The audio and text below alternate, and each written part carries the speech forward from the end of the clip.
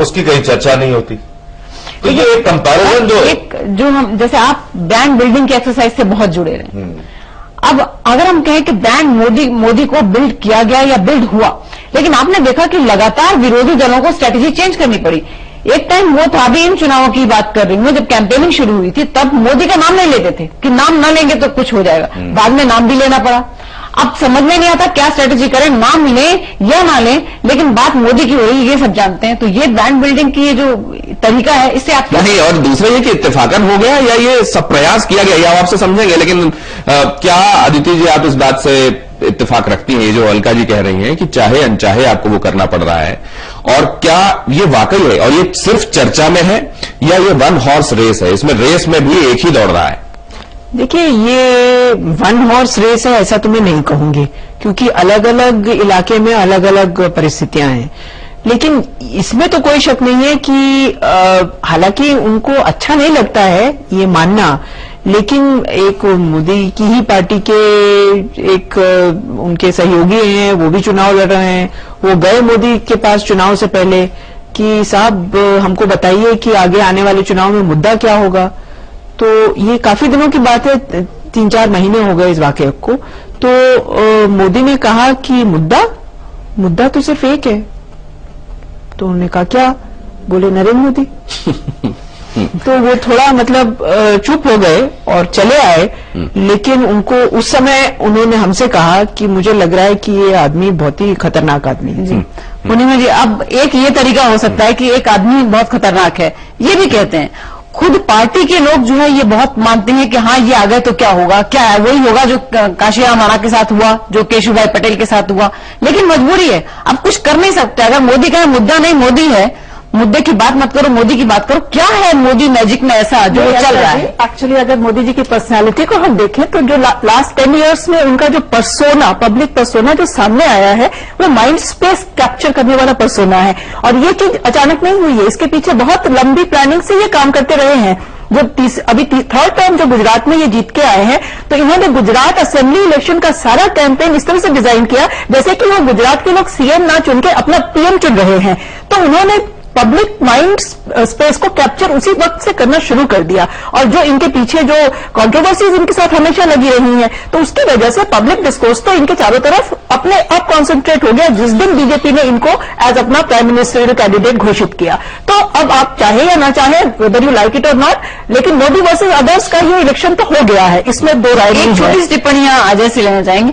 आपको याद होगा गुजरात के जब इलेक्शन हो रहे थे, हम सब इलेक्शन की स्पीचेस सुना करते थे। किसी राज्य में जब इलेक्शन होते हैं तो वहां जो राज्य की दूसरी ऑपोजिशन पार्टी होती है, उनके नेताओं के नाम लेके उनकी बात कही जाती है कि वो क्या कर रहे हैं। लेकिन नरेंद्र मोदी की हर स्पीच पिछले गुजरात इलेक्शन में सेंटर सोनिया और राहुल को लेकर थी। नहीं, वो छोटी चीज पे तो उन्होंने कभी अटैक ही नहीं किया, वो रीजनल लीडर्स को तो कुछ समझते ही नहीं थे।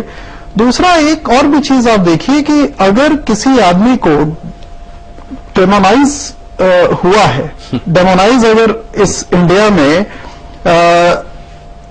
इतने सस्टेन्ड वे में कहीं आप कोई दूसरा एग्जाम्पल ऐसा नहीं मिलेगा जितना इनका है।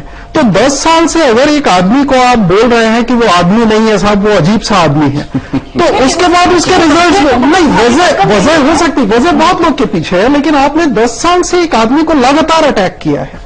और वो अटैक ऐसा नहीं है कि सब अटैक आपके सही थे, उसमें कई अटैक्स ऐसे भी थे जो कि अनसब्सटेंशिएटेड। तो ये क्या डेमोनाइज होने जैसा ही है किसी का? और क्या हमारे तरह के समाज में किसी का डेमोनाइज हो जाना भी एक वैसी बात हो जाती है जिसमें फिर आखिर चुनाव में सिर्फ वही और वही नजर आता है? बद्री साहब, ये आपको दो बातें आपसे समझना चाहते हैं कि ये सिर्फ क्या सिर्फ मोदी ही दौड़ रहे हैं इस रेस में, और दूसरे ये सिर्फ चर्चा में है या ये चुनाव में और हो सकता है नतीजों में भी दिखाई दे सकता है?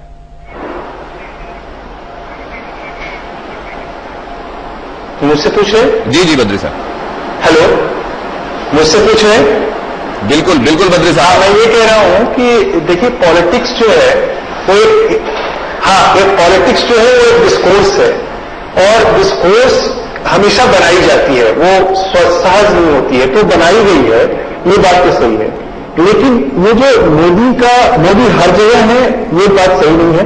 मोदी कई जगह है, कई जगह नहीं है। वो जो अभी अदिति जी कह रही थी सही कह रही थी, लेकिन मोदी जहां भी है वहां एक को जरूरी नहीं है कि उनके साथ लगाव तो नहीं है, एक संशय है, एक शंका है, एक भय है। तरह तरह की कम्युनिटीज में मोदी के लिए तरह तरह के भाव हैं। हम लोग सिर्फ होमोजेनाइज करके एक भाव से मोदी को जोड़ रहे हैं जो बेसिकली यहाँ यही कह रहे हैं कि भाव कोई हो, लेकिन भाव के सेंटर में मोदी है और मोदी के पर्सोना पे एक तरह का जो कल्ट है उस पर हम बात कर रहे हैं। अरविंद, अब अभी थोड़े दिनों पहले गुजरात समिट हुई थी और उसमें जिस तरह से कसीदे पढ़े गए थे, अंबानी से लेकर के टाटा और महिंद्रा तक सब किस तरह कसीदे पढ़ रहे थे। एक बात उसमें अनिल अंबानी ने कहा था और ये कहा था कि नरेंद्र मोदी में एक विजन है अपने उसको पर्पस को लेकर और अपने उद्देश्य को लेकर।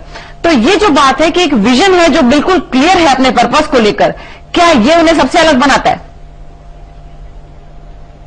देखिए, यहां दो तीन चीजें देखनी पड़ेंगी। पिछले 5 वर्षों में गवर्नेंस डेफिसिट है, लीडरशिप की क्राइसिस है, पॉलिसी पैरालिसिस है और क्रेडिबिलिटी गवर्नमेंट की पूरी तरह कॉम्प्रोमाइज है। ये एक स्पेस क्रिएट हुआ, नरेंद्र मोदी उस स्पेस में स्टेप इन करते हैं और एक ब्रांड क्रिएट करते हैं जिसके लिए उनके पास आधार है। जो आप एग्जाम्पल दे रहे हैं कि अनिल अंबानी ने पर्टिकुलर स्टेटमेंट दिया, यहां पर वो एक क्रेडिबिलिटी रख रहे हैं। गुजरात में हमने ये किया, एक विजन की बात इंडस्ट्री कह रही है, गवर्नेंस के स्पेस में वो एक ऐसा ब्रांड क्रिएट करें जो एग्जैक्टली वही ब्रांड है जो स्पेस है, जो एग्जैक्टली उस स्पेस में फिट इन हो सकता है। और क्योंकि कोई दूसरा ऑल्टरनेटिव नहीं है, नरेंद्र मोदी का ये ब्रांड एकाएक बड़ा होता चला जाता है, उस स्पेस में इलेक्शन से पहले ही स्टेप इन होता चला जाता है। और ये निश्चित तौर पर जो फ्लोटिंग वोटर है, हिंदुस्तान का सच है कि कास्ट और कम्युनिटी के आधार वोटिंग होती है, लेकिन कम से कम इस इलेक्शन में 12 से 15% वोटर फ्लोटिंग वोटर है और इसको सबसे ज्यादा इन्फ्लुएंस किया नरेंद्र मोदी ने। और निश्चित तौर पर यह आने वाले इलेक्शन के परिणामों को इन्फ्लुएंस करेगा, क्योंकि देश चाहता है एक ऐसे नेता को जो एक लीडर हो, एस्टैब्लिश्ड प्रूवन लीडरशिप दे सके, जो एक विजन दे सके, जो गवर्नेंस डेफिसिट को ब्रिज कर सके और पॉलिसी खत्म कर सके। और एग्जैक्टली नरेंद्र मोदी अपने आप को इस्टेब्लिश कर पाए इस कैंपेन के बड़ी अहम बात आप कह रहे हैं अरविंद साहब कि एक स्पेस क्रिएट हुआ, वो स्पेस बहुत लोगों के सदके क्रिएट हुआ, जिसमें खुद यूपीए गवर्नमेंट की अपनी कामकाज की शैली भी रही, लेकिन उसको फिट इन करने के लिए खुद को तैयार किया नरेंद्र मोदी ने एक ब्रांड के तौर पर, और इसीलिए ये ब्रांड चारों तरफ दिखाई दे रहा है। लेकिन जनता से सवाल ये पूछा गया कि क्या ये चुनाव मोदीमय हो गए? उनका जवाब ये था, I would not say कि it is limited to Mr. Modi only. I would say कि ये अब पक्षपात जैसा हो गया है। ये विकास का चुनाव है, मोदी विकास कर सकता है। बहुत सारी गवर्नमेंट आई है, एज इट इज कांग्रेस इतने सालों से देखा है सभी ने, बट अभी मोदी की लहर नहीं। BJP is one of the important party and very good party. I think Modi must come और बीजेपी मस्ट कम। उन्होंने गुजरात में जो उनकी जो इम्प्रूवमेंट हमने गुजरात में देखा है और लोगों की उसको देख के काफी एक्सपेक्टेशन है मिस्टर मोदी जी से। बिल्कुल जी, नरेंद्र मोदी तक ही सिमट गया सारा कुछ। पीएम कैंडिडेट के लिए जैसे वो अनाउंस हुआ है तो उस वजह से थोड़ा सा लोगों को भी लगता है कि यहाँ विजिबिलिटी ज्यादा है। अभी तो मीडिया में तो वही दिखा रहा है, बाकी सबकी अपनी अपनी राय अलग अलग है। मोदी एक हवा बन गया है और कुछ नहीं। ये आजकल पैसे का खेल चल रहा है, विज्ञापन और चारों तरफ जो वोट और ये सब सारा कुछ का जो दारोमदार देखा जा रहा है, उससे लग रहा है कि जिसके पास पैसा है उसका पूरा प्रचार हो रहा है। मोदी में सिमट के रह गया चुनाव।